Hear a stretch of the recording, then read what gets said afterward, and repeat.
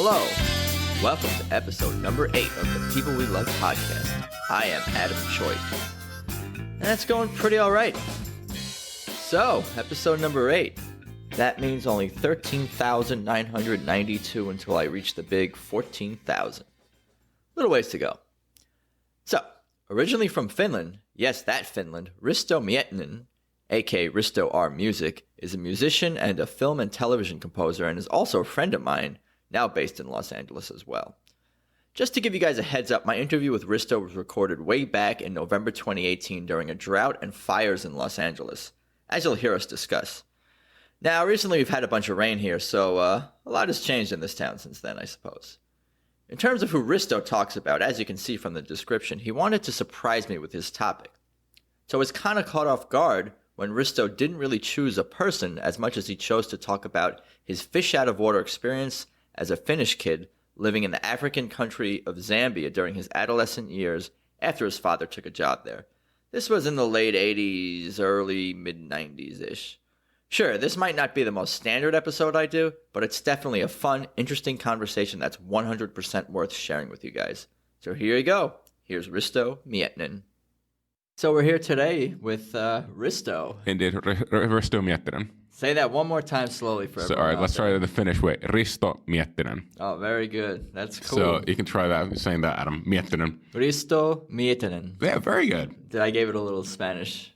Yeah. Spanish perhaps in there. Well, good to see you. How are you doing? I'm doing well. Good to see you too. We are actually recording. We can say where we're recording because this is fun. We're in the West Hollywood Public Library. Indeed. We kind of got our own West Hollywood office for Yeah, we're in a glass cage here, but it looks pretty fancy. Mm-hmm. I'm digging this. So you're doing well, you said? Yeah, I'm a little bit hungover, but I'm doing well. Yeah, but besides that, are you able to breathe? Because outside is not the greatest air today with the fires.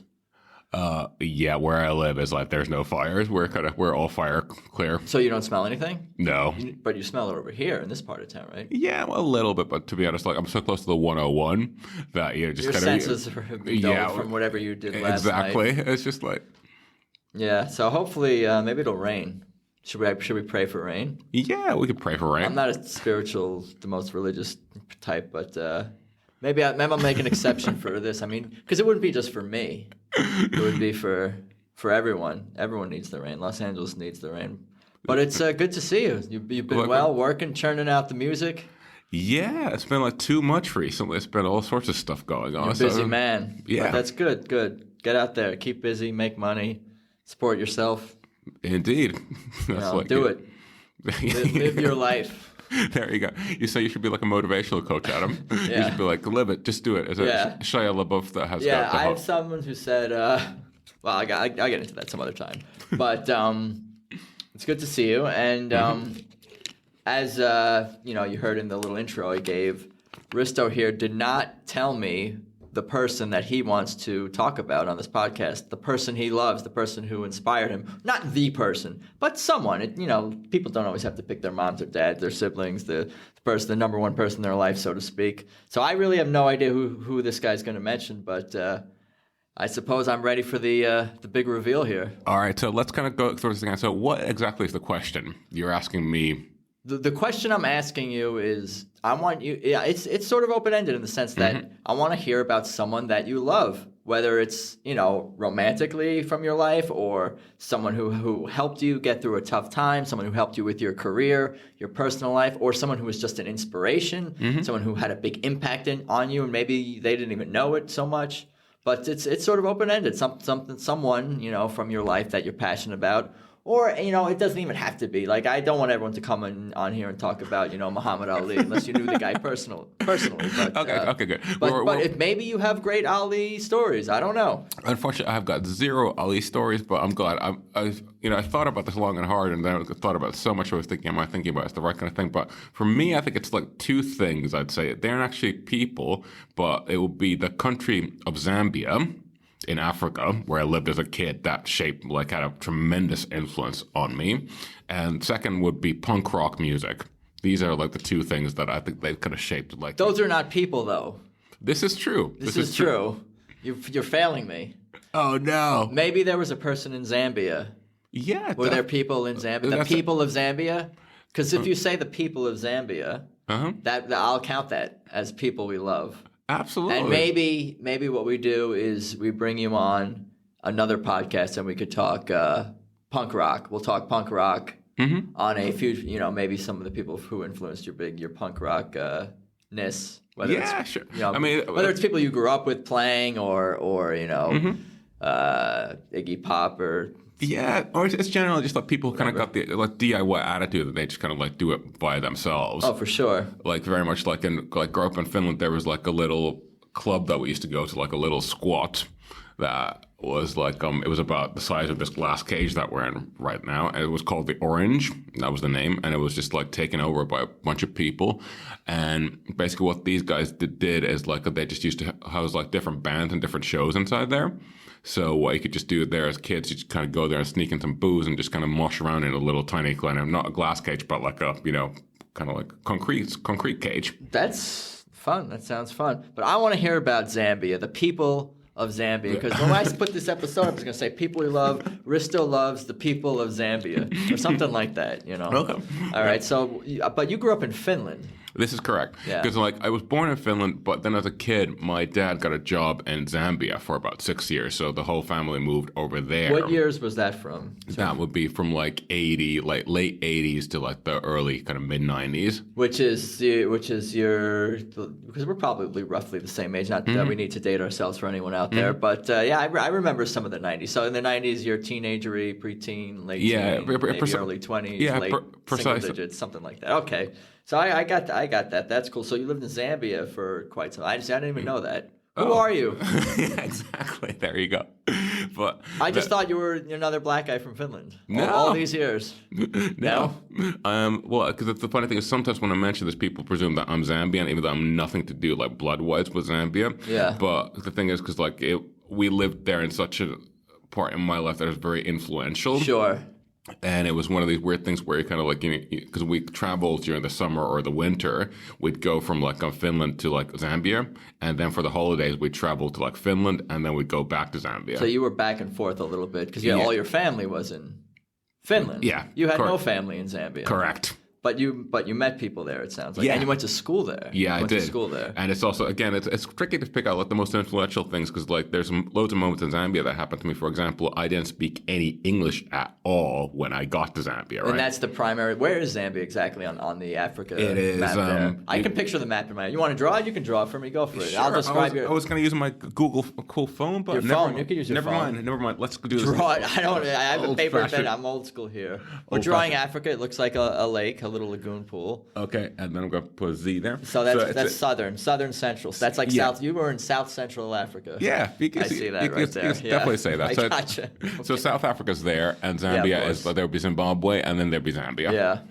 So it was like what were we talking about? Whether English was the primary language there, and you were going to talk about how you learned English, adjusting to that, and how the people live there. Exactly. So it's like one of the scariest things I've ever done in my life because I didn't speak any English. You got to think about yourself as being a little kid on your first day at school, right? Yeah.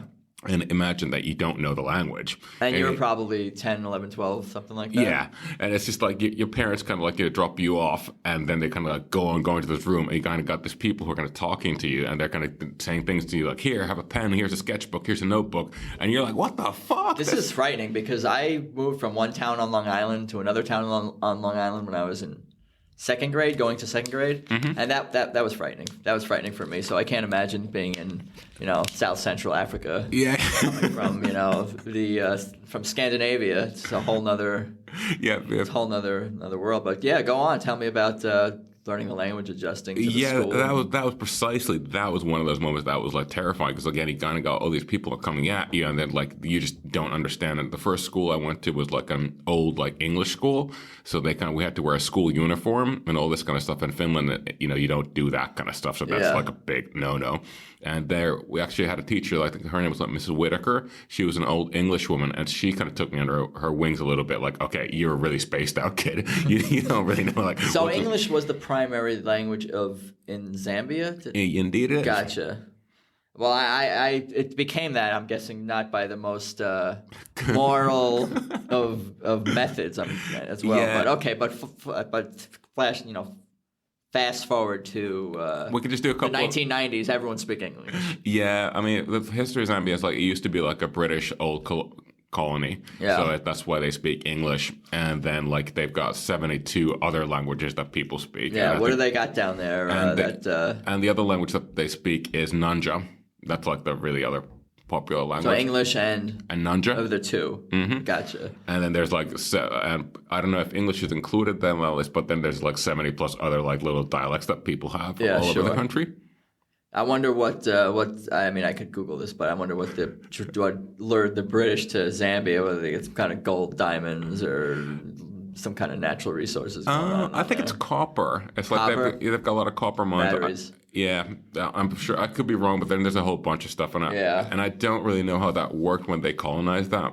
Africa, was it like somebody just was like the French were like, we'll take that, and then the British were, well, we'll take that, and the Dutch went force exploitation, all terrible things. But anyway, into the 1990s in Zambia. Set the scene here. So you're the new kid in school. I don't speak the language. Yeah, you don't speak the language.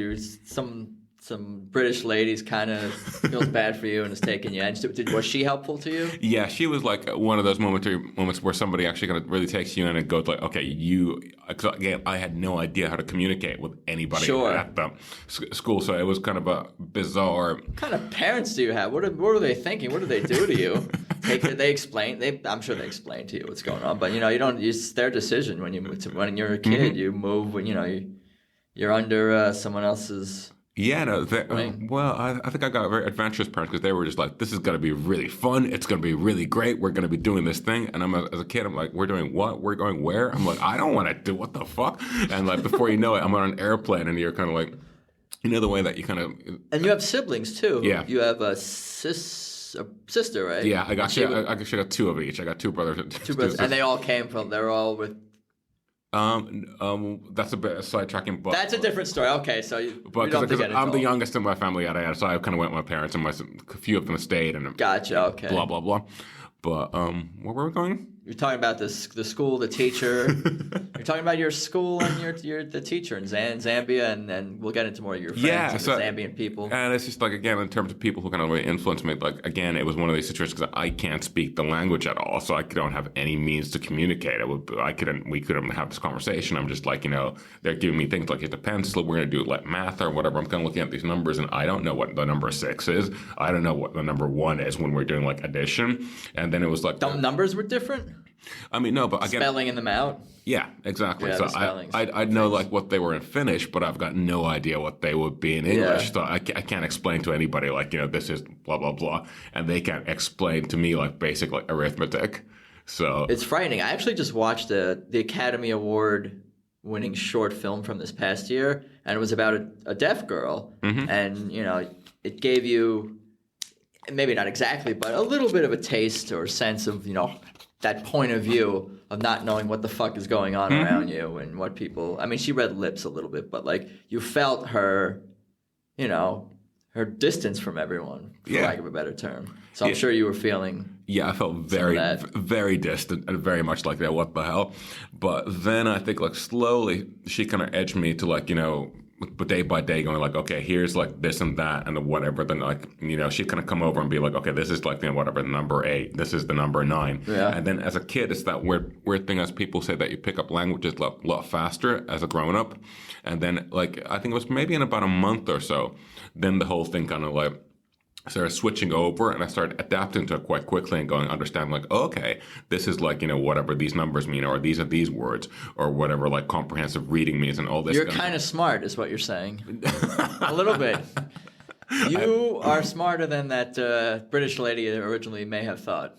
No, not at all. I think you should give yourself some more credit. It's just like a natural thing, I think, with kids. But I think that it was one of those helpful experiences when you're like a kid, when somebody has that kind of influence over you. And they kind of like, really, help you kind of adjust to like a new situation. Yeah, it's nice to have positive role models. Yeah. And I'd say that's been very influential. Like later on in my life, when I kind of moved away from Finland to England to study and then came to LA, and whatever travels I've done, it's always been that kind of adaptation period of kind of understanding like, okay, I might be in a strange place here, but then there's definitely a way of kind of figuring it out. Sure, you can adapt. I think both of us maybe have that quality to some degree that we can adapt. So what about your classmates and the kids in the school, and what was your relationship like with them? I was shanked. You were what? No, I'm kidding. Meaning, no, you immediately was stabbed with some kind of a homemade weapon? Is that what that means? Like in prison? Yeah, that was a joke. I know. Well, I'm hoping, but if you survived, I can see that. Yeah, here's the scar. Yeah. Now, as they were all really great, at first it was very alien again, because for them, they would try to talk to me, and I'd be like, I couldn't say anything because I didn't know how to. What was the background or the makeup of the kids in the class? Were they all native Zambians? Were they kids from Europe too, or you got any Americans over there? What do we? Well, we can actually get to that part. It was funny because it was because like if you're kind of from a Western family, then you get to go to nicer schools. So they were more of the richer kids. Sure. Especially like at that first English school, it was more like more of the locals, like richer kids. And then later on, I transferred to a good old American school. An American school in Zambia? Yeah, it's actually called like the International School. I don't know if you've heard of that chain. Maybe. There's some famous alumni that have gone to an international school. I believe former President Barack Obama. Yeah, I've heard of him. He went to an international school. He was the last one. Yeah, exactly. Yeah. He went to like an international school. I think when he was in Indonesia. I could be wrong, but I think that was one of those. And then also another person that is famous international school alumni, I believe, is Kim Jong-un. Yeah. He went to one in Switzerland. Yeah. But, wow. But anyways, like... Well, I wouldn't want him as my classmate. If you cross that guy, he might come back at you fairly hard. But that's the funny thing again, because when you're going to those schools, you really don't know what the background of like all your classmates are. Again, we're all kids about 10 or something. You're not even thinking about it that much. As a kid, you're just thinking like, I want some kid to throw the football or draw comics with or whatever. Yeah, the precisely. Case may be. And then the funny thing is, like, later on, you can turn the TV on, like, whatever, like, 20 years later, you're like, wait a minute, that's the guy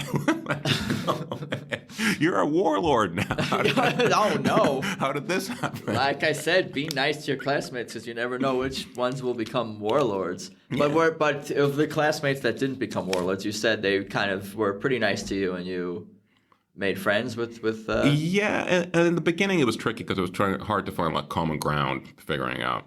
But then later on, I kind of realized that everybody loves one thing. And what is that? I'm going to let you say what that is. That is Star Wars. That is Star Wars? Is that what that is? I'm going to say like 2 or 3 other things. I don't know. Maybe that's me. Maybe that's my mind is going to all the wrong places. I know. But was it really Star Wars? Yeah, it was. That's amazing. Yeah, but it was because, like, I'd seen Star Wars. I had a VHS, and kind of like in Finland, we kind of get subtitles, and then naturally, like these guys, they didn't need subtitles, but that was a thing that everybody kind of geared slowly towards, with like, oh, you like Star Wars? I like Star Wars, and then you kind of like figure out common words. You're kind of like, oh, Darth Vader. Well, Darth Vader, that makes sense. Yada yada. So you were able to bond with your classmates over Star Wars because you were able to learn enough of the English words at that point, and they. Yeah, gotcha. Okay. Precisely, that became the language, and I think the most English I actually started learning was from American movies because there was like this place, I forget, like a video rental place where you could like rent videos and there was no age limit. You could be 10 and you could kind of just waltz in there. They'd be like, hand you a copy of Die Hard, no problem. Yeah. So I started doing that and I kind of started watching like all these American movies like Die Hard and Last Boy Scout and like Aliens, and that helped me like learn, I hear that that's a popular way to learn English if you're new to it, is to watch the TV shows and the movies. Yeah, that's part of the American invasion because, like, it's almost anywhere you go in the world, there's guaranteed to be some sort of American show on. And especially in Scandinavia, it's like what happens is, like, we kind of get subtitles, but that's, like, a good way to learn. Sure. Did because you guys bonded over Star Wars, did you ever dress up with your friends as Star Wars characters, or go to any conventions, or make play the Star Wars themes together on your concert band instruments or whatever? No, this is so early on. Like, I wouldn't even have thought about going to conventions. But I used to have the Star Wars toys, and that was always a big hit. If you bring one of those to school, you make friends very quickly. Yeah. So the Star Wars convention did not go to Zambia at this particular time. Yeah, I think it's early 90s, I'd say that would be a I'm no. sure that their there now. Yeah, but been now convention. I'm sure there's like a whole different thing. I did get like a Darth Vader mask at some point. You're making me think of this now, but I lost it. You lost it. Don't get sad. I don't want to make you sad about it or anything like that. Did you have close friends? Were you close with any of the kids? Yeah. You were. Did you have like a group of friends that you kind of hung out with and caused mischief with, or? Let me see. Yeah, we definitely like did a couple like later on. We had a couple of those instances where like the older kids invited us to a party or whatever, and then we kind of did the classical thing of kind of sneaking onto the school grounds. This guy lived close to the place, sneaking onto. Actually, I shall admit to no such thing. Yes. But theoretically, some kids might have like supposedly, from what I've heard, people I know. Exactly. It's like, I've got no idea what the statute of limitations is on these things with Zambian law, but there was a bunch of kids who kind of ran on the school grounds for a little bit. Like during nighttime, we got the night guard. Like very annoying. Yeah, you're not allowed back in Zambia now. There you go. For sure. No, that's fun. Yeah. So, I mean, I'd say that whole experience was just like such a big influence in terms of just later on, just like feeling good about just like, traveling and just like wanting to live in new places and meeting new people and all that kind of thing. Because I was thrown off the deep end so badly with that whole experience. Oh, yeah. Do you keep in touch with any of people from that period of your life? I gotta say, not really. Not on the social media or anything like that? No one's hunted you down, or you haven't been looking for that Zambian girl that you lost touch with? Yeah, exactly. Many years ago. What she's up to? I'm just ignoring all Facebook requests that I see. Yeah, is that what it is? No. There's a couple of people that I do keep in touch, but there's not too many, to be honest. It's just like... Yeah, people fade, people drift apart. It's the nature of life. Yeah, but I mean, there's a couple of guys like if you met them, they might have a couple of crazy stories from that era. They're coming on the next episode. Yeah, exactly. Getting those guys on next. Yeah, that's cool. So it sounds like school was not that terrible of an experience overall, even though there was definitely an adjustment period. But once you get the Star Wars going and you go out into the high school and the older kids get you some drinks and you cause some mischief, people are all the same everywhere you go. Yeah, exactly. But what would you say maybe is something different about, maybe American teenagers, versus, your experience in Zambia? My experience in Zambia, it's just like the freedom that you can have, like, to walk around and do things. Like, one thing I do have to say is, like, this is, like, personally, we don't have curfew yet? There was actually one point where there was actually a coup where they tried to overthrow the government, and this was one of these instances. Like, again, I was too young to fully understand what was really going on. Yeah, but political stability can affect the daily lives of people, or lack thereof. Yeah, because it was an ordinary school day, but what happened is like all of a sudden we start hearing like all of the principals like, okay, there's a situation, just like kids, everybody just like remain calm. All the teachers get called away, and then it kind of trickles down.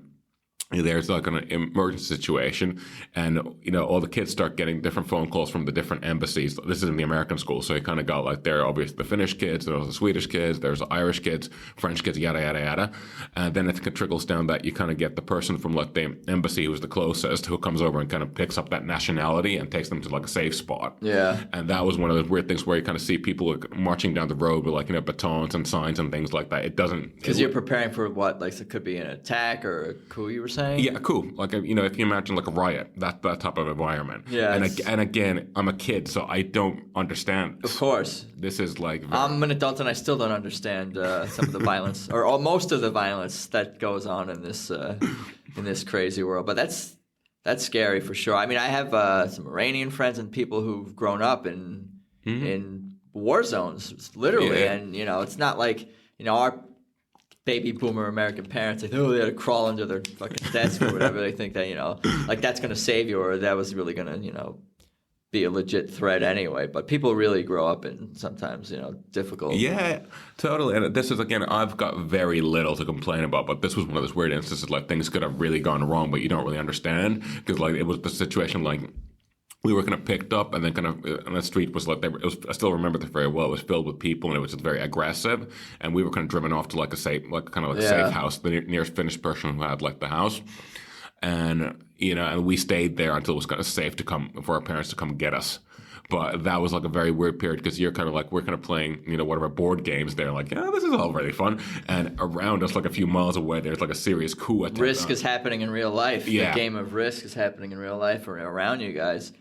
After something like that happens, does that change the nature of, your relationship with your friends? You guys like closer together now? We got through this weird ass time, or you're not even thinking about it. You're just back to your board games the next day. We're kind of back to. You're not really thinking about it, but maybe now you're looking back. We're more like, that was really fun. We got to ditch school that game and Gotcha. play board games. The honest answer. And then it's just like, your parents are really nice to you after that because it was dangerous. They're kind of like, giving you like crisps or like, chips to you, or like soda and all this kind of stuff. And they're like, they feel bad. Yeah, they're like, what movie do you guys want to get? And they're like, oh, this is awesome. You guys are like, when's the next coup happening? No school, and we get to eat potato chips and watch Star Wars all night. Yeah, precisely. That's right. Precisely. Or like back then, I think it was more of a ninja movie guy. Yeah. This is like, those terrible B movies that I was quite into. Cool. But what about, so into your teens and 20s, that's kind of when you went back to Finland or back to Europe to study. Yeah. So did you have like an official out date in Zambia, like where you were like, all right, I'm done here. I'm not, you're not going to be living there anymore when it stopped becoming home when you went to school. And yeah, because my parents, because by high school, my parents were like, we want you to finish high school, like in Finland, and then you can figure out where you want to go to study at. So you finished high school in Finland. Yeah, that's correct. Gotcha. Was it hard leaving Zambia, or were you just you have the travel bug anyway, and you like to travel, so you're just kind of always seem to be ready for the next thing. I could be wrong. You can.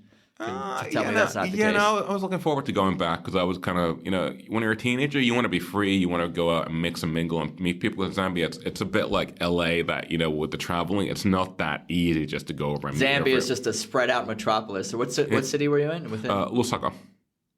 Is that a big city or? Oh, yeah, that's the capital. The capital, okay.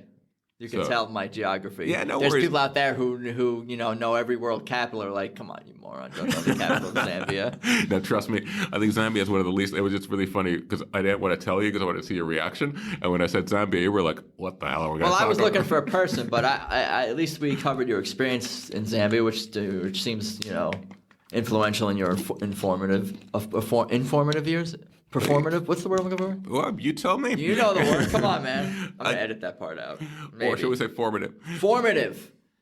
It's, I'm glad you told me about Zambia because it sounds like it was a big part of your formative years. Yeah, I mean, that's the way, because I really thought about this. And I, of course, like, my parents and, my siblings and a lot of my friends and lots of people were very influential. But I just think that whole experience of kind of like being just... Fish out of water. Yeah, exactly. Fish out of water, not being able to speak the language, just having to learn to survive. I think that's been a really big influence on my life. Have you been back there since? To my shame, I gotta admit, no, I have not. But do you want to? Yeah, I'd like to. But then I also wonder, like, would it make me feel a bit sad? Because I've got family that's kind of passed away since then. And I wonder if it would make me think about them a little bit too much. Yeah, I thought you were going to say that if you went to Zambia and not to go visit other family in Finland, and you like put all the money and effort towards that trip, but didn't go to Finland, where like people would be upset to be like, "What the hell, you man? You travel across the Atlantic, across maybe 2 oceans or whatever, and you go to Zambia and not Finland." But what besides the experience of being the fish out of water in Zambia, what do you miss most about being there, if anything? I think it's part of the madness of just like being in a third world country is just like, you really have to be cool with stuff. I mean, one of the things that is quite common is power cuts. And it's just like, you can just imagine that you're at home, you're watching TV, whatever's going on, and then all of a sudden the power goes, yeah. And the whole neighborhood's out and nobody knows what's going on, and they're still continuing the next day, and then you kind of call the power company, and the power company's like, yeah, oh, hello, we don't know, we're going to have the power back sometime, but we're going to figure it out. It's like they're on Hawaiian time all the time when things go wrong, but times, 20 or whatever. That stinks, but I'm hoping things are better there today. I mean, yeah, I mean, it's one of these crazy things. Like back there, everybody kind of like who's from a Western background or richer kind of lives more in in the old colonial houses, so you kind of get kind of nicer place, and a little bit actually like in LA, some of the more nicer places, and usually most houses tend to have a big wall around them. Yeah. So one time we had this crazy experience. We had like a drunk driver who drove a truck through the wall. Oh man! And that was one of those weird things where you kind of wake up at the middle of the night, and you're like, what's going on here? Was that one of the I mean, for lack of a better way to put it, is that one of the poor people driving towards the rich people into the wall, or was it one of the rich people making a wrong turn or whatever, fucking going through the wall from the inside? I got a feeling we don't even know. I got a feeling it was like one of the rich people who had a bit too much to drink and kind of lost control of his car and kind of decided to come through the wall. Yeah. So it was one of those situations was pretty interesting. But it sounds like your experience in Zambia had, gave you some traits and qualities about, in your personality that you developed that probably help you in your career and life, like your ability to adjust on the fly and deal with whatever is thrown your way and deal with setbacks and not having every immediate need perhaps met in the most efficient way all the times. Is that something that you think has helped you in your life and your career? Yeah, absolutely. I'd say like, things like that. And also with curiosity and understanding like how different people can be. Sure. It's just like when you get to meet people early on, like from very different backgrounds, you kind of like, I try my best to like be non-judgmental overall, because like it's just such a big. So it's helped you be non-judgmental. What about maybe more patient? Patient and understanding or something like that? Yeah, I think the patience part, I think I have to give that to my dad. He's one of the most patient people I've ever met. So I'd say he gets the nod on that. Gotcha. Cool. Well, I'm glad I learned about this part of your life because I had no idea that it was a thing. Yeah, totally. It's like with the Zambia stuff, I could tell you a couple more crazier stories. Oh, sure. Fire away. It's actually like one of the few times my family has never owned a gun except there. And personally, I really don't like guns. I'm not a fan of guns. Sure. But there, we actually had a shotgun, while we were living there, and we actually had a couple of break-ins. So we actually had the situation where you actually, like I told you, people have big yards there. Yeah. That we saw the alarm go off, and we had a night guard who was like, okay, something bad's happening. And it was one of the few times I actually saw my dad, like, I'm marching into the yard and just like fire off a couple of warning shots in the middle of the night. And then we saw the guys take off running. Yeah. Which is a very weird thing to like, when I think back on it now, I'm like, that's pretty crazy. Yeah, well, I know you're not personally a fan of the firearms, but that is what the story you just told is a good example of how a weapon can be used for not killing, to defend yourself, and try to be as safe as you can, obviously. But that's scary stuff, though, for sure. And it's also that kind of situation where the environment is such that it demands that you have a deterrent that you can say, like, don't come here. Yeah, your dad did not get a gun because, he saw something he liked on QVC or something. It's like, oh, a collectible so-and-so gun, I'm going to get that. This was, he needed to, defend himself and his family. What was his business, you said, that his line of work that led him to Zambia? It was a development aid. So it's like this one, you might not be familiar, but there's quite a lot of people like from America or like Europe, different countries, who kind of like go to third world countries and help with development aid. Sure. So it can be helping like the locals developing roads or like hospitals or like working in medicine, all that kind of stuff. Cool. Was he part of either a government or a world organization, or was it just a private company? It was this has been embarrassing. If you don't even know, but that's okay, because to know this happened in I'm interviewing a few people. I might put yours first, but not people don't know what their dads do. Yeah, because they never explain it to us. Because they come home when they're tired and they just want to eat and relax and not be bothered with stupid questions. Yeah. So then 25 years pass by, still don't know. Exactly. Or we wouldn't understand anyway. I was much more like, Dad, can we watch Star Wars again? Right, Star Wars. What do I know about development aid and civil engineering and all these things? But I think it was like it was an organization that was funded by the Finnish government. Yeah.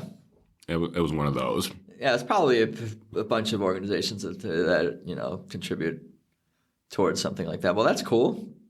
Glad to hear about all this. You got to reconnect with your Zambian friends. I'm going to check up every time I see them and be like, you could. I mean, you want to say hello to anyone out there? No. Yeah, sure. Name anyone by name. Yeah, there's actually shout outs. I will shout outs. I will give them a shout out because when I was 12, it's like my best friend was this guy called Ronald. Misconnections. Yeah, exactly. So Ronald Thomas, if you're out there from like international school, let's look up. Shout me out on Facebook. Yeah. Sounds good. Well, I appreciate your time, and if there's anything that you want to talk about what you're working on, any music you want to plug, or your services available. If people, trying to contact you, feel free to jump in. How can people contact you if you want to be contacted? If you don't want to be contacted, this is true. No, totally. It's like for any. I've got a whole bunch of stuff that's coming out. Like, I hope everybody in America watches as much as possible of football, because I've got a whole bunch of football music out there with the promos. And I'm just trying to Those sounded like hits to me. I heard those in between them when they come back from commercial break. Yeah, I was like, that sounds like Risto's composing right there. Thank you, sir. And I've got a whole bunch of stuff coming out soon, but I was not prepared to plug my music today. But no, that's fine. That's cool. If anyone wants to contact you, is there definitely social media? Or I'll put stuff in the page description. Yeah, easiest way to find me is on SoundCloud. You can message me on there. So definitely available for all music media needs. And what's your SoundCloud? It's just Risto R Music. Risto R Music. You can just find me at Risto R Music if you Google that. But isn't it music with like a Z and a K or something like that? Indeed, it is. There it is. You want people to work. You want them to do a little bit of digging, just so you know that they really, they want to seek you out. I see your style. I got you. Exactly. Well, it was good talking to you, and I appreciate it. And I'm sure we'll talk soon. We'll talk more punk rock. We'll talk about your punk rockers. Think of maybe one person. We'll see. I think you have you got your own thing. You're gonna do you. No. I'll try. It's the way that my head works. I just find it really difficult to always narrow these things down to one person. Yeah. Well, actually, let's ask a question from Adam. So, do you find? I'm the interview. What's going on here? Let's ask this. Do you find it easy to like in your life, people who've influenced you or events? Do you find it easy to narrow it down to like one thing, or do you find it easier to be much more like an entity? I think it depends what I'm talking about, but I think for people, there's definitely, I've actually already thought about this in my mind because I'm me. So I'm thinking, at some point I'll do an episode where I'll flip it around and someone can interview me about some other person. And I already have a list of 3, 4, 5, 6, people that I can talk about for, 20, 30 minutes probably, and give some good, funny stories, anecdotes, and, move some people, perhaps even, if that's a possibility. But we'll see. Baby steps. I hear you. All right, I got to get you out of here because you are going to start asking me more questions. And that's not what this is about. Exactly. Now I'm getting into my who's the famous interviewer? I was going to Oprah. Say. Yeah. Howard Stern. Yeah, I love Howard. Yeah. Who doesn't? Yeah. Who's your favorite interviewer? I like Howard. I like who's a good? I mean, you got different kind of interviews. There's so many different kind of formats out there, But Howard is definitely someone who comes to mind as someone who can get people to say things that they maybe even don't want to say. Yeah, and also Howard's got the aesthetic because Howard's a complete new thing to me. Before I only discovered Howard very recently. So seeing all the '90s Howards with with all the crazy sex stuff, I'm just like, this is insane. Yeah. It's a good balance between crazy sex stuff and, in-depth interviews. What else do you want? Yeah, I think you should incorporate the same thing into this. Just all of a sudden bring in a stripper into just to throw people off while they're talking. Well, these are good ideas. What are we calling it? We're going to call it a day, I think. All right. All right, you got it. Good seeing you, man. Likewise. Thank you, sir. So there you have it. My conversation with Risto Miettinen, a.k.a. Risto Music. Hope you enjoyed it. It's always fun to talk to Risto, and I'm glad I got to learn something about this part of his life that I never knew even existed.